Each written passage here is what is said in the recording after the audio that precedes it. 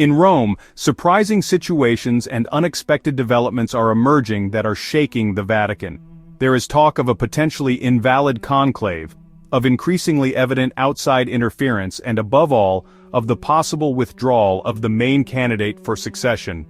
The events behind the scenes far exceed what is shown publicly. Don't miss the ending. You will understand why this conclave could mark a historical turning point for the Church. As the mechanism of the papal election is set in motion, someone, as always, dusts off the theory of the illegitimate pope. Some theories online suggest that the conclave would be invalid if the cardinal electors exceeded 120, the limit established in the document Universi Dominici Gregis by John Paul II. According to this incorrect interpretation, any pope elected by a group that's too large would automatically be illegitimate. A media scandal? No, a hoax. Pure and simple, and what's more, an old one. A key point that these theorists overlook or choose to ignore is that the limit of 120 is not a dogma, nor an essential requirement for the validity of the conclave. It's an administrative rule and as such, always subject to change. Think of the land registry, for example, how many times it changes. John Paul II himself exceeded this limit on several occasions, as did Benedict and Francis. And the legitimacy of the popes who emerged from those conclaves has never been questioned. There's more. Canon law is clear and precise. The pope, as successor of Peter and visible head of the universal church, holds supreme, full, immediate, and universal authority. As Dante would say, the high pontiff whom God chose. When he appoints a cardinal, they acquire full voting rights. Period. And now, get ready for a shocking revelation. Cardinal Pietro Parolin, who until recently was considered the strongest candidate for pope, seems to have fallen into a worrying and telling silence. Like the silence of the grave, you might say. The man who led Vatican diplomacy as Secretary of State for years, now seems politically isolated, almost like a modern-day Machiavelli cast aside. Spiritually weakened and physically exhausted. The signs are clear, like writing on the wall. A sudden rise in blood pressure required emergency medical intervention in the Vatican, causing concern among the cardinals already in Rome. No one wants to relive the drama of 1978, when John Paul I was elected and died after only 33 days as pope. But the main problem isn't just health. Several leading voices within the College of Cardinals, according to increasingly persistent rumors, have expressed concerns regarding his liturgical style and media presence. Formal, awkward, lacking passion. "He's not the one," they reportedly commented, almost echoing the disappointment of a soccer team with a striker who can't score. Added to this is another uncomfortable element. The public support of an American rabbi, Shmuley Boteach, a controversial figure who runs a questionable business with his daughter.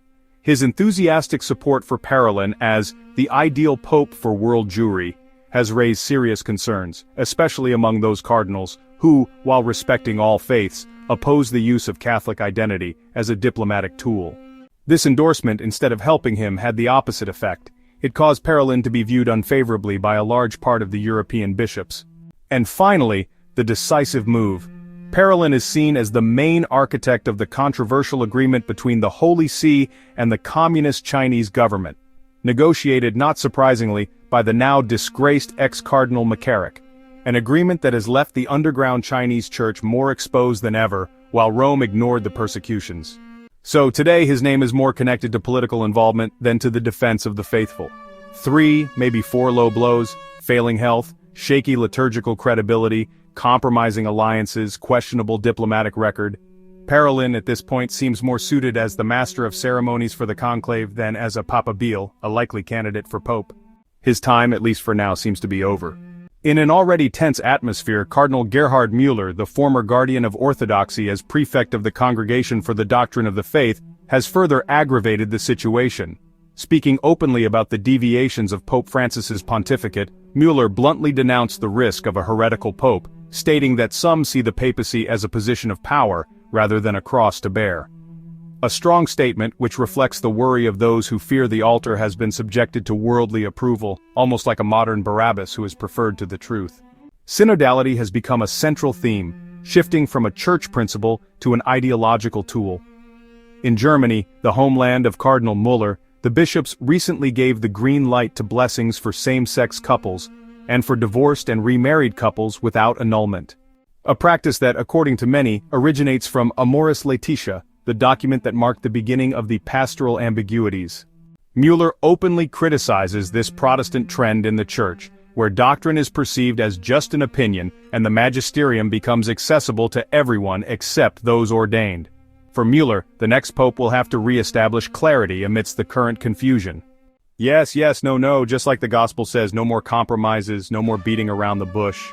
The pope isn't a king with total power or a CEO of a bank. He's the guardian of our faith, tasked with strengthening his followers in truth.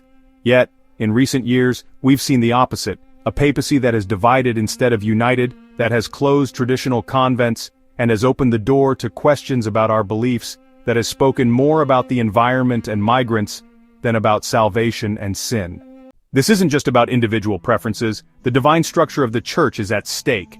If the next pope doesn't stop this trend, the danger is clear. Schism.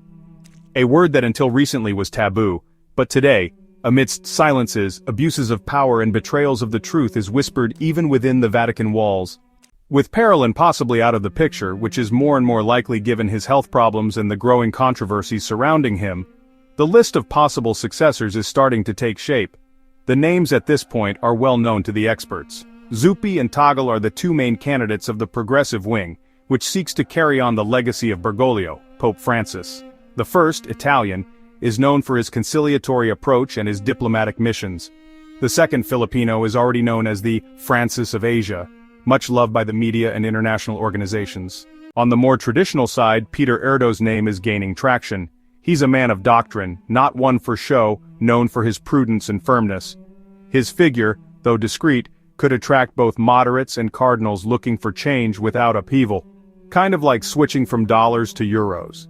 A little more on the sidelines but always present is Cardinal Sarah, whose election would be seen as a radical and unmistakable turning point, almost a return to the past, like seeing legendary players back on the field, towards a papacy centered on silence, adoration, and orthodoxy. The real challenge is the fragmentation within the College of Cardinals. A decade without regular meetings or brotherly dialogue has led to a conclave where many don't know each other personally. Just like in the time of Celestine V, everyone is for themselves. There are no solid blocks or clear alliances, it's a real mishmash. This makes the electoral process more unpredictable and subject to surprises, a real chaotic situation. It's going to be a divided conclave, maybe a long one, maybe full of tension, but above all, it will be a crucial test for a church that needs not only a new pope, but also a new beginning. What do you think? If you liked the video, comment with an amen.